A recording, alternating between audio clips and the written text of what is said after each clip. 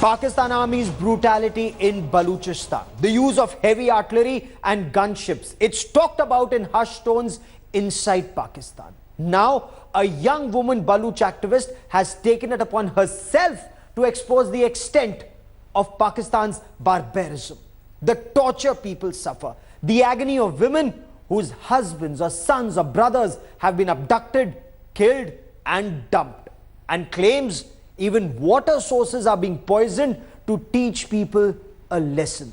This ground report of this Baluch activist is exclusive to India Today.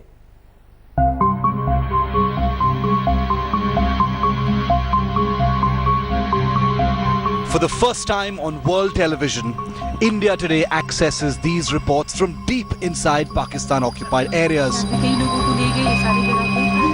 The land that has become infamous as Barbaristan for the brutal genocide unleashed by the Pakistan Army.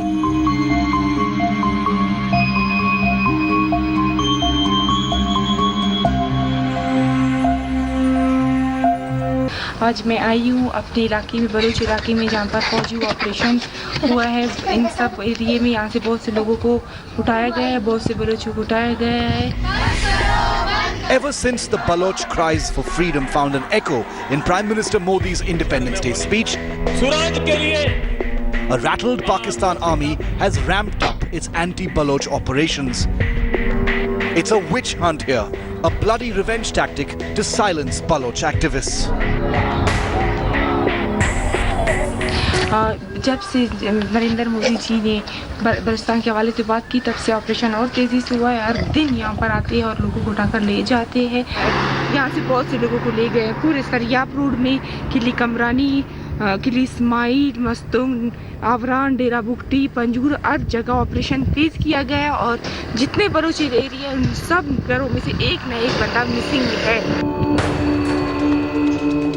We are protecting the identity of these brave Baloch women as they run the risk of being hunted down on Islamabad's orders for daring to show the world the horrors being unleashed here, the ugly backyard that Pakistan is trying its best to hide using its best tactics.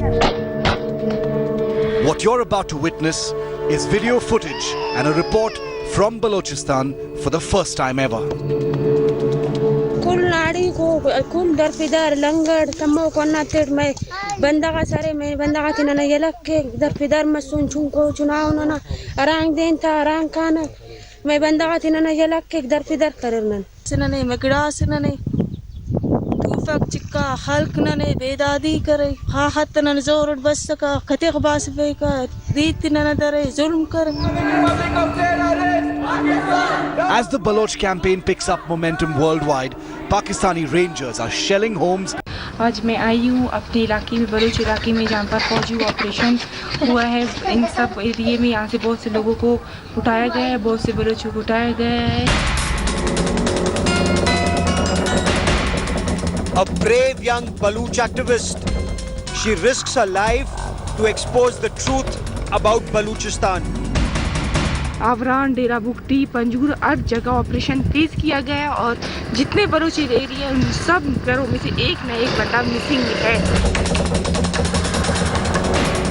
She reveals the extent of Pakistan Army's brutality on the Baluch people. बहुत से लोग मारे गए और 200 से ज़्यादा है जिनके आदमियों को उठाकर लेके, उनका वीडियो भी मौजूद है।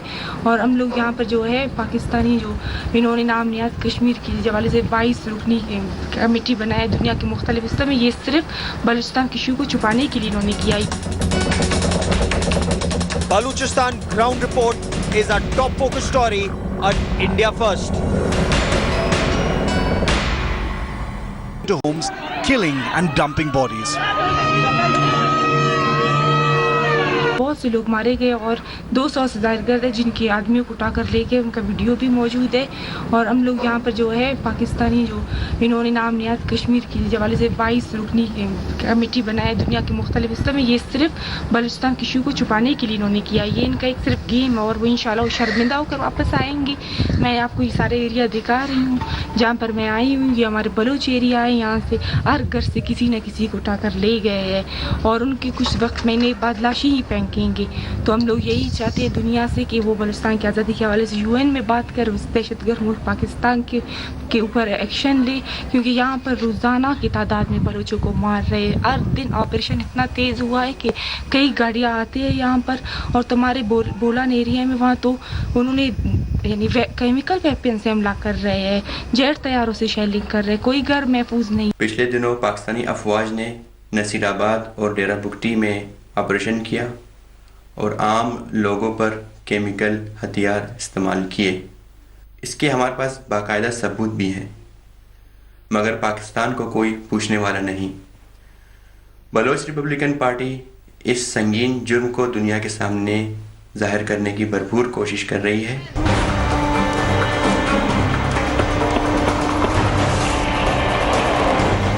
Balochistan is a burning graveyard. Screams rend the air as the eyes of activists are gouged out before they are lined up and shot. As the stench of bodies becomes unbearable, India has the tough task ahead of converting words into action. With Anil Kumar in Delhi and an unnamed activist in Balochistan, Bureau Report, India Today.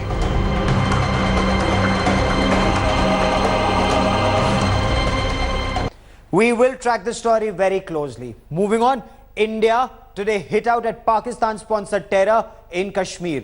India launched its twin verbal missiles. Defence Minister Manohar Parrikar, who lashed out at Pakistan's role in fueling the unrest in Kashmir Valley, and Sushma Swaraj, who was in New Delhi, she hit out at Pakistan's inaction on India-centric terror, saying talks will only happen when Pakistan takes action in Pathankot and Mumbai 26/11 terror attacks. Secretary carry और मैंने आतंकवाद, जो कि अंतर्राष्ट्रीय समुदाय के लिए अहम चुनौती है और जो अंतर्राष्ट्रीय शांति और सुरक्षा के लिए सबसे बड़ा खतरा है, इस विषय पर विस्तृत चर्चा की।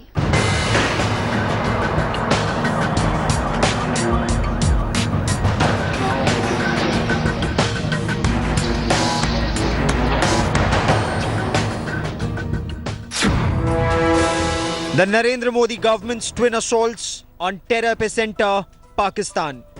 The first one by the Union Defence Minister Manohar Parrikar in the United States of America, and hours later the second one by External Affairs Minister Sushma Swaraj in New Delhi during the annual Indo-US Strategic Dialogue with US Secretary of State John Kerry. कि पाकिस्तान के लिए यह आवश्यक है कि वो अपने यहाँ आतंकवादियों और आपराधिक नेटवर्कों के लिए शरणस्थली को खत्म करे। A handshake in the US to slam Pakistan's Kashmir terror policy and counter China's muscle flexing in the region. The signing of the logistics agreement with the United States has already angered India's neighbors. But Defence Minister Manohar Parrikar went a step ahead and used the US platform to hit out at Pakistan-sponsored terror in a strongly worded statement. He squarely blamed Pakistan for unrest in Kashmir.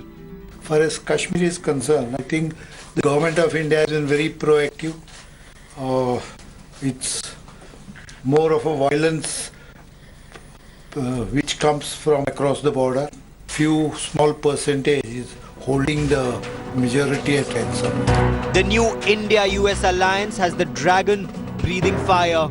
An editorial in the Chinese government mouthpiece warned that the move would irritate China, Pakistan, and even Russia. It is no secret that China and Pakistan are working in tandem. A proof of it was when both the countries launched joint military patrols in Pakistan-occupied Kashmir. A proof of it was also when China blocked India's move to designate Masood Azhar as a terrorist at the United Nations. What's more, Pakistan has now chosen to scale up its terrorism-related operation against India, an instance of which is in the funneling of dirty cash into the country, an instance which is now being investigated. Pakistan is actively pushing in terrorists in Jammu and Kashmir and is backing the Valley Hawks to fuel the fire in Kashmir. The NIA has initiated an investigation into terror funds from overseas and has summoned Naeem Gilani, the elder son of pro-Pakistan Hurriyat Hawk Sayyid Ali Shah Gilani. Hurriyat Conference's Gilani faction yesterday issued a statement saying many of its leaders were questioned in this regard. They've also criticized the agency for dragging Sayyid Ali Shah Gilani's son Naeem Gilani into the matter. The agency sources are saying that soon they will reveal the details of what exactly has happened in this case of flow of funds. With cameraman Roof and Jugal Purohit in Delhi, Shujaul Haq in Srinagar for India Today.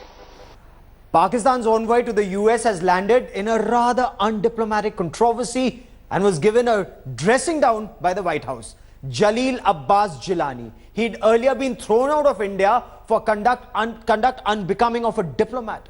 He was pulled up by the White House. Why? Because he posted pictures with the First Lady Michelle Obama of a private party. Jilani immediately deleted those pictures from his social media account. He was also pulled up by the US for lobbying against India's attempts to get membership to the nuclear suppliers group. It was a tweet that has reportedly earned Pakistan's ambassador to America a stern reprimand by the White House. Pictures of the Pakistani envoy Jalil Abbas Jilani with FLOTUS.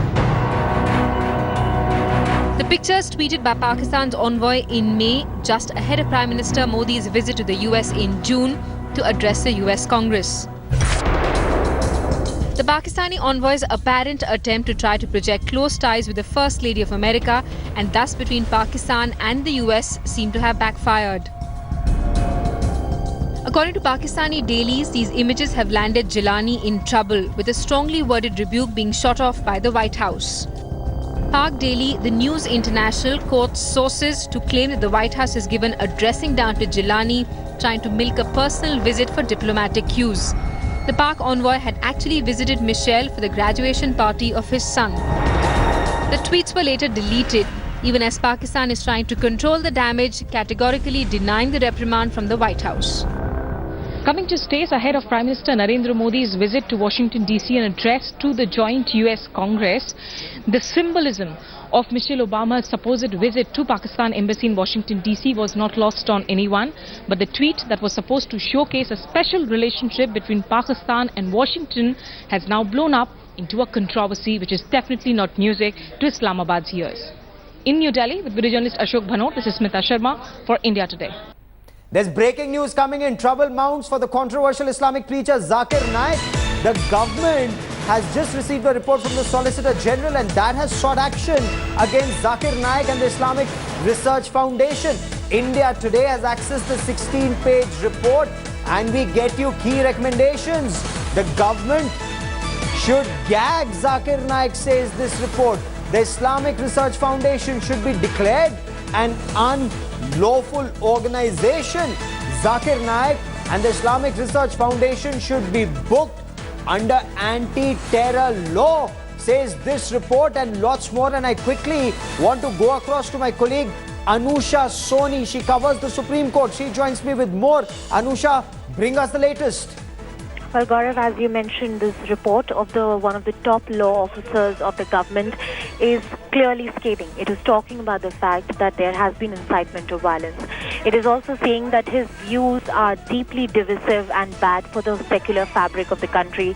It is also recommending that action should be taken against the foundation of Zakir Naik and also against him as a person for propagating these views. Okay. However, what one needs to keep into mind is that the hate speech cases can be very easily lodged. However, a logical conclusion and conviction in cases like these is very difficult for government. That's one part of the story, Anusha, but bring us details, because here the senior most or one of the senior most law officers say that both Zakir Naik and the Islamic Research Foundation should be booked under anti-terror law. So it's not just about hate speech, there is a terror angle. Bring us details.